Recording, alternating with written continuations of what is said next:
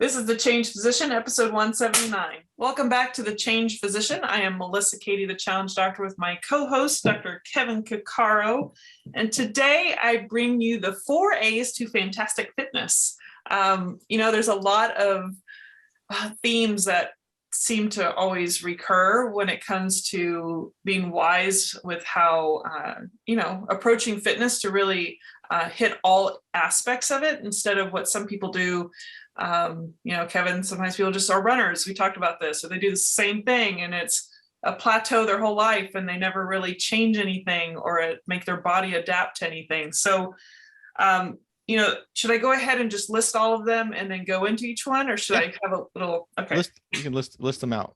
So I'll just say the words and then I'll extrapolate on them a little bit, but awareness, kind of body awareness. And the second one would be the theme of adaptability of the body. Third is assortment or variety. And fourth is activation. So they all kind of blend together. But the most important thing, and I realize people that are not active, and I can say this from being a personal trainer, being someone who's been active most of my life, people around me who have a lack of awareness, there's definitely a discrepancy on people who use their bodies in a way to challenge them, to make them do things than their normal sit down, stand up, walk around kind of activities. And the awareness component will tie into these other things, because as you use your body, as you adapt it, as you activate it, as you give it a variety, it actually helps reinforce and increase your awareness. There's a lot of information science about proprioception. Is just one example of how you have better proprioception the more you utilize your body so that it's able to perceive, or even like where your body is in space, like just understanding where things are. There are people that just don't have a good body awareness. And those are typically the people that don't use their bodies with a little bit more. It could be structured exercise. Most of us do structured exercise, but I guess some people have jobs that, require it and they just don't have a choice to get the job done. But the second one, I think, is the most important one that somehow I don't understand how, especially because I'm biased, I'm very aware of the way that, and as physicians, I think we understand that the body adapts, but I think it's easy to forget. There's the adaptability of the body it's a component of everything. So just because I can go run a 5K, my body is capable of running a 5K, and I haven't been walking even around 1 mile. If I go do that, I have severe consequences because the body is overwhelmed by the stressor that has not been slowly been developed over time. They always say start low, go slowly. That's for a reason, because our bodies are made to adapt. You can see it in plants, you can see it in animals. Even if you're going to put your plant out in the sun, here we got to bring gardening in. If you're going to put your plant out in the sun and it's not used to extreme heat, you got to give it just little episodes, let it start getting adapted to it so that it can withstand that extreme heat. The body and an animal is no different when it comes to activities.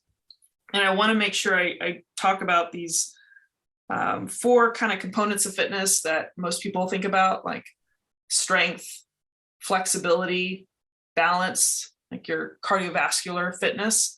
All those things are important, and all of those things actually are adaptable over time. And interestingly, when you're not activating, which that's part of it, it's hard to separate all these things because they're all tied so closely together.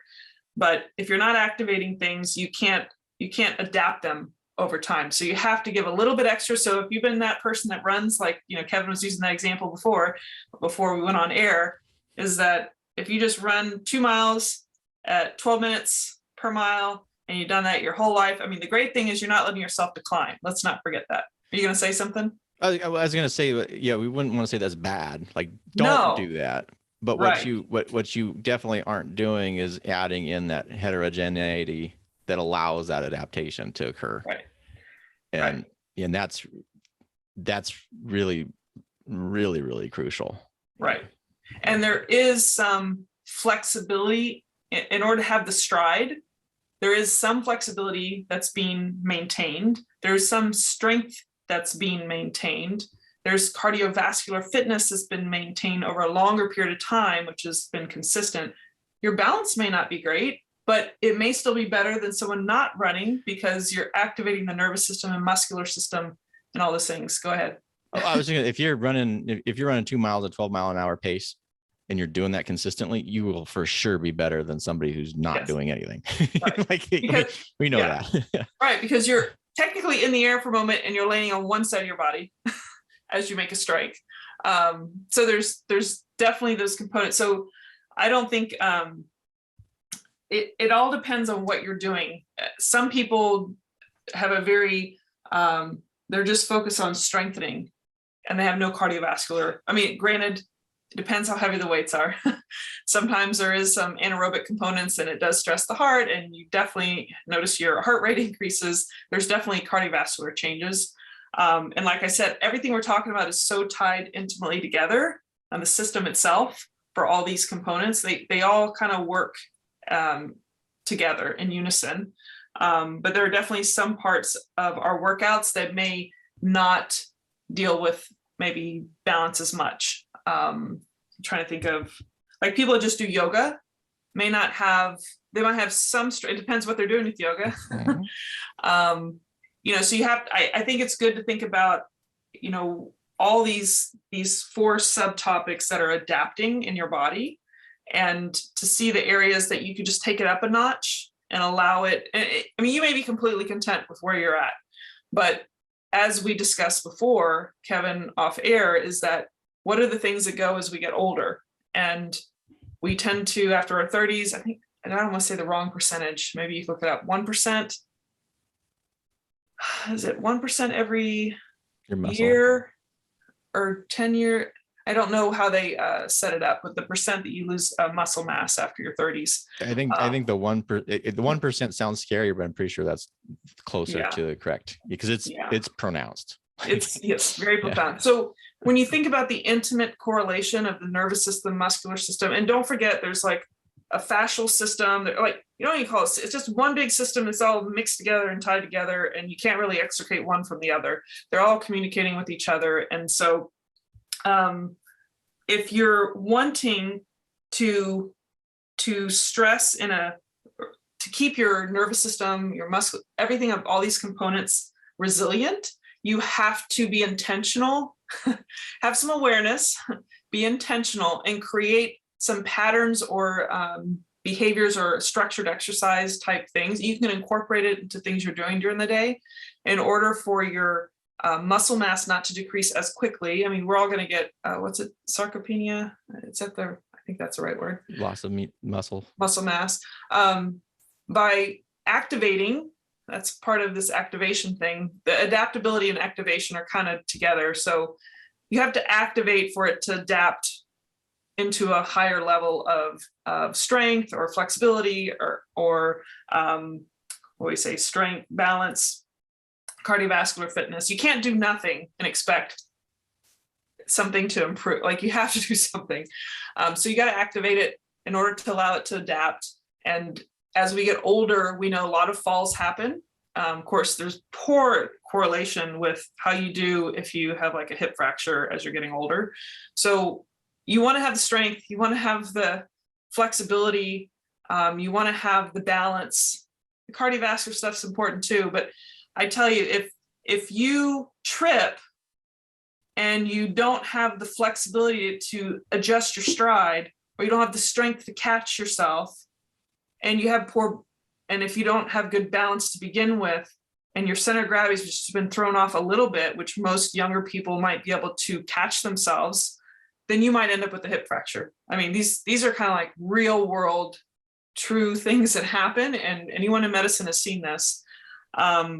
So I'm obviously very passionate, having given Kevin a chance to talk about, you don't have to do tons of things. You just have to be intentional and make, even if it's like 20 minutes a day, you know, to do something, whether it's focused strictly on flexibility or strength, or you just intertwine whole body kind of functional body workouts, which that could be another talk, so that you can maintain or increase or improve depending where you're at. I'm going to be quiet now so Kevin can say something, unless you don't need to.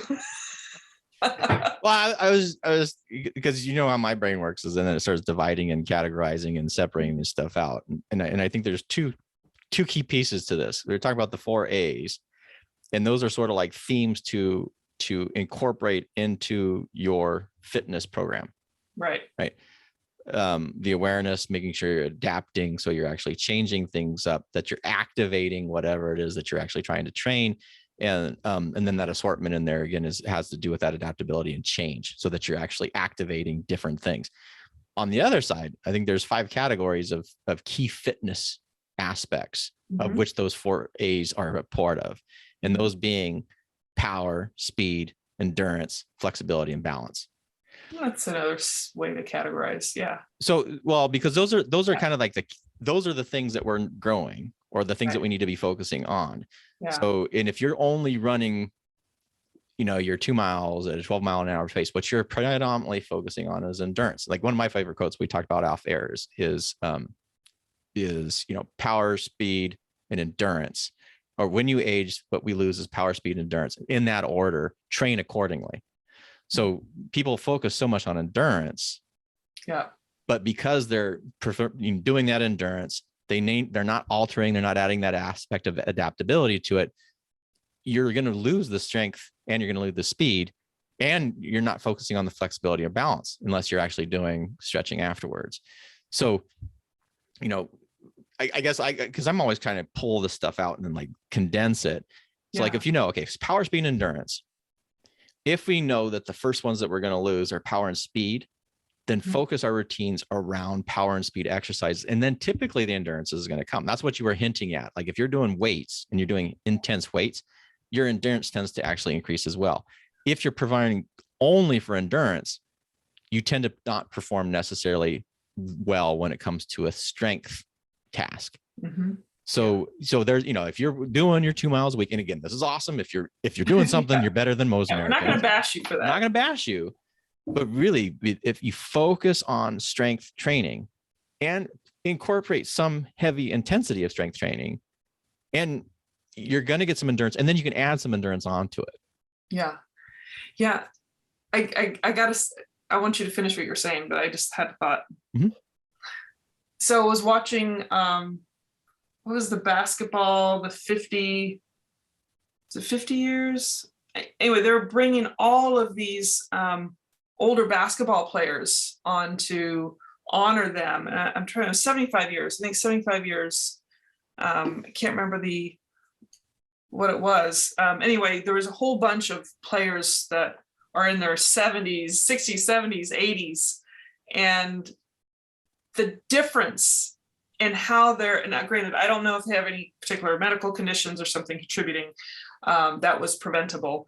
But to see them walk and the different, and you knew kind of the years they played and kind of like and how, this is kind of what I'm trying to say, is that there is a trajectory. If you are not doing the things for your overall fitness to minimize the downfall of all these things we're talking about, like the power and speed, I'm glad you brought that up, or you lose some muscle mass or your balance. If you're not actively engaging the system to be able to handle these things, there's a huge divergence in how you perform even the simplest task of walking, and probably an environment where you feel really, it's probably the best you feel. Everyone's honoring you, and it's a great feeling, but the gait is shortened, and you could tell how tight people's hamstrings and other components of their body are. There's a spryness to some of these, you can tell have been actively engaging their body in a way that's healthy, and the ones that are going downhill, and that they're about this close to start rolling onto the ground. Like it's drastically different. And maybe it's just, I'm so, I can't help but notice that stuff all the time. Well, and there's mortality associated with that. Yes. They're this close to death. It just kills me. Like if you look at people's walking pace, and there's a mortality associated with it. Slower walking pace has increased mortality. For people who can't get off the ground unassisted, these are really simple functional tests to like to give you some degree of overall fitness as well as mortality. And then the other one was like grip strength, like just what people's grip strength are. So grip strength, you're really kind of looking at is strength and power, right?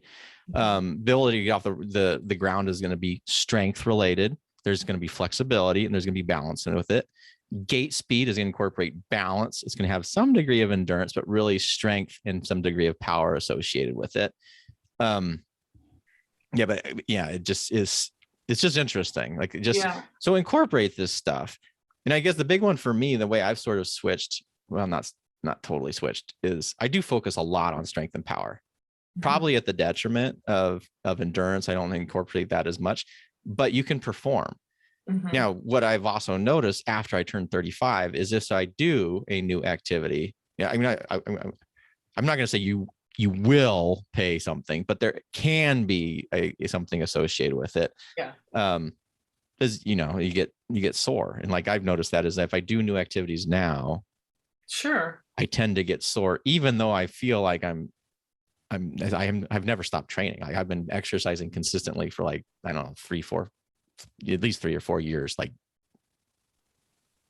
can't think I've taken more than 3 days off in like 3 or 4 years.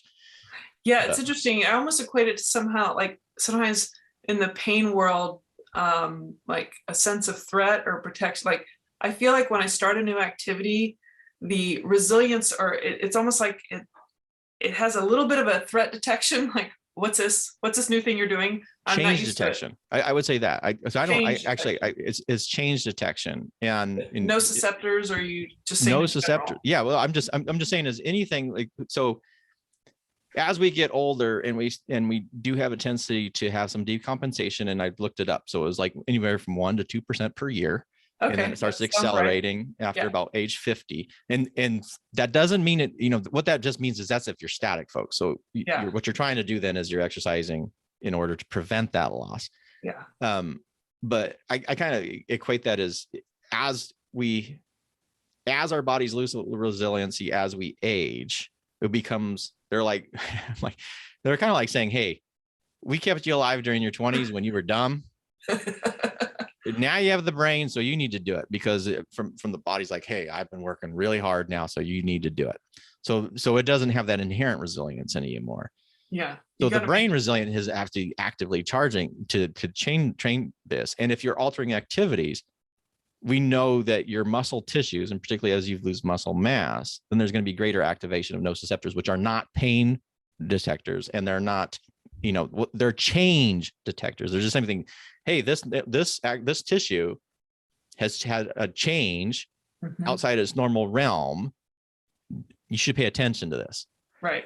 And it sends it to the brain, and you're perceiving it. Sends it to the brain and grabs some attention. Then we have thrown a little bit of meaning and cognitive attention, all that stuff, and then we construct an experience out of it. But it just makes more sense as you get older is to recognize that unless you're actively engaging and changing your body so that change state is the consistent steady state it is, you're going to you're going to have more when you subject yourself to something and you activate those nociceptors, which doesn't mean damage being done, it just means there's a change in tissue type. You're going to experience more nociception, which can be associated potentially with more pain. Right. So be aware of that, and that's not a bad thing. It just means you're activating your body, and that's actually a good thing. Yeah. And let's just make a statement that delayed onset of muscle soreness is a known phenomenon, and friends or family of mine that are not aware of their bodies and don't activate or have good adaptations or an assortment of movements may perceive that nociceptive input means something's wrong. And no, it's not wrong. That's actually right. You've actually been doing something that might be good to enhance your body's resilience. But I was going to say something else about that. I love this topic, and but anyone starting something, that just be aware that you may not, the more you use your muscles, what? When you said starting something, it made me think of, with this and kind of again, that 35-year threshold, because I think you're going to say is start slow, right? Well, that's part of it. Yeah. Oh, okay. Because one of the episodes I talked about, until I've personally experienced it, I don't understand it. And it's like one of those things is like, you start exercising after the age of 35. And I'm like, okay, I'm going to start slow. I honestly feel like you actually have to start so slow, because I would exercise and I'm like, I didn't even work out that hard. And then I would be so sore like the next day that I was like, this is crazy. Like, so, yes, that's the power of being wise on introducing new activities, whether you've always been working out or not, especially if you have not. You have to trust the people a little bit more body aware you should take their advice and start very slowly and progress slowly, because you are trying to kind of trick the body into not feeling too much, well, I say threat, but like stressors. It's just easier. Too much change. What do you call it? I just call it change. Yeah. So you do too much change too fast for the body. I'll use it in Kevin's terms. That your body's going to have a response that you may not like. So if you want to reinforce healthy behaviors and feel good afterwards, or just slowly introduce your idea or your body to this little bit of soreness to know that you activated something and it's responding, then you should start low and go slowly, because basically the fantastic fitness means you want to have it for a lifetime. You don't want to do this like, oh, I go hard and I hate it, and then you're off the wagon for like 2 years and then you get back on. No, the beauty and the benefits of lifelong fitness that is sustainable, and it doesn't mean it's like, I think after working out so much, even if I was to go do a run and then I stop for 3 days for some reason, maybe I'm feeling under the weather, and I get back on, you know what I do? I don't even go back to the run. If I do the run, I'm starting in little slow progressions and little stints of it, not the whole thing. The first day back, even though I've been working out my whole life, I've learned that I might go on the bike, maybe just something a little bit less pounding the first day. And then the next day I'll do little segments of the run and walk and run and walk. And then if I still feel great, then I start going into my pattern before. And that's with just like 3 to 5 days off. So people have been off for years. I'll just say, take it from me, not because I'm a physician, but because I've been active my whole life. I've been a personal trainer. I've seen people around me. I've been an athlete. That you will never go wrong if you just start low and go slowly. And in the features of paying attention to the feelings and the changes that you're sensing to understand your body, learning to adapt all these core parts. You talk about power, power, speed, endurance, flexibility, and balance, strength and balance. Yes, balance. All those things you want to activate, give them time to adapt. Make sure you create a little variety so your body is always able to like deal with these changes. Back to changes, the change physician. Then we call it the 4 A's to fantastic fitness, but in reality, these are things helping prevent things in the long run. And if you can just find little things you can do throughout your life to maintain those things or improve them, you're going to be way ahead of the game, and you will not look like the person coming across at 80 years old that can barely take a shuffle. Yeah, you're doing the shuffle because you're not maintained all those things. And trust me, when you get to that point, unraveling that, the amount of challenge to unravel that is way harder than just trying to maintain stuff. Still possible, but possible. It's actually totally possible for most people. Yeah. It's just the pain of committing to that when you're not feeling good doing it, because the changes are smaller. When you haven't had the habit set up, like if you're you're introducing something new is hard, and if you have 80 years of sort of static behavior, and then you're going to try to change it, it's going to be more difficult. It's not insurmountable, but it's definitely going to be more difficult. Just uphill. There was that 7-year-old nun. I think she was 70. She was like an obese. Tony Robbins uses this example all the time. But she turned, I don't know what she was. I thought she was 70, but this obese 7-year-old nun, and then like all these people died or whatever, and then she decided she was going to get in shape, and she was doing like triathlons when she was 90. Oh, I think I did see that. Yeah. Or someone that was like that. She was so small. She was doing the Ironman in Hawaii, and the wind picked her up and threw her into the rocks, and she broke a bunch of bones. And then so they were all freaked out. So they said you couldn't participate. They basically made a rule so that she couldn't participate, and she did it anyway, just didn't participate. I mean, come on, like, yeah. Anyway, there's always risk with competition. But it is, it's, and this is another topic, but I want to bring it in here because I think it's so important just to kind of leave us with is the fact that we're saying that you can change, and we're saying that there are these, these factors of fitness that if you have this awareness of, and you incorporate some adaptability of, and you're activating the different areas of your brain and your body in order to achieve, power, speed, endurance, flexibility, and balance.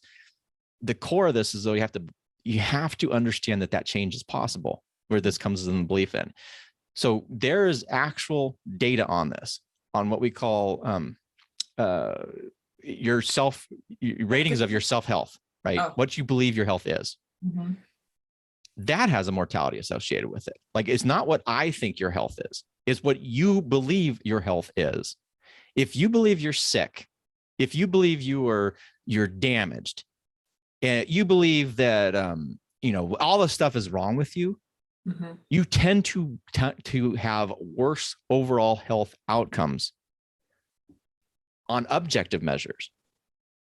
And it's just, and the other thing is that people, the difference between now maybe is I think we're seeing more and more examples of people who are 50, 60, 70, 80, 90, 100 years old that have not just, fallen into this belief pattern of, oh, I'm 80, I'm going to die now. No. Yeah. If you're moving and you're healthy and you're doing what you need to do, you can still have you're probably not going to live 50 more years, probably, unless something weird happens with all this age regeneration stuff. But you're going to have a really good life. Yeah. And you're not going to shuffle. And, if you fall down, you're more likely to get up, and your quality is so much better. But so many people are like, oh, I'm 60 and now it's all end. And they just sit in their chair, and then everything accelerates. Yeah. I've gotten to the point where I'm kind of blunt. If you believe that, I think that's a great where way. You're going. Yeah. Okay. Whatever. I can't change you. People die for their beliefs, literally. Yeah. But why don't you take us out? Because I think this is something I could talk 3 hours about. But yeah, and I think, and maybe you should talk about some more health functional fitness. I'm going to bring this up again. I always am like pulling up stuff from these physician forums. I am astounded at some of the crap physicians say. Like, really? even when it comes to, I need to have this much money, and I need to have $1 million in this to self-insure for long-term care because of I'm like, what the hell are you talking? You're in medicine.